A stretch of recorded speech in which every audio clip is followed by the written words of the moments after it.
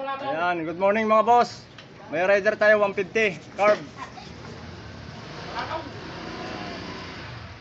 Ang issue po nito ay yung umistak ang tadyakan. Dahil sa naigahan ng langis. Ayan o, kakunti ng langis na nakuha dito. Ang umistak, buti na lang umistak ito. Sa kamsap niya na tuyo. Tuyo po itong ibabaw niya. Ngayon po nilinisan natin, nilubricate natin ng panibago. Ayan. Mamaya papaandarin ho natin. Ito po yun nagsashopee. Ito po ang timing nito mga boss. Siyempre, dapat yung magneto niya nasa TDC yan, letter T. Ayan po. Ayan. Ayusin natin video para madali nyo masundan. Ito ang timing yan. Ito pong sa exhaust muna ating kunin. Number 1, may arrow yung palabas.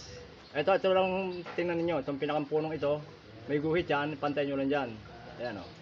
Tapos yung intake nya, ito may guhit din Ayan. Ngayon po, pag testing nyo, tutulak nyo muna yung guide.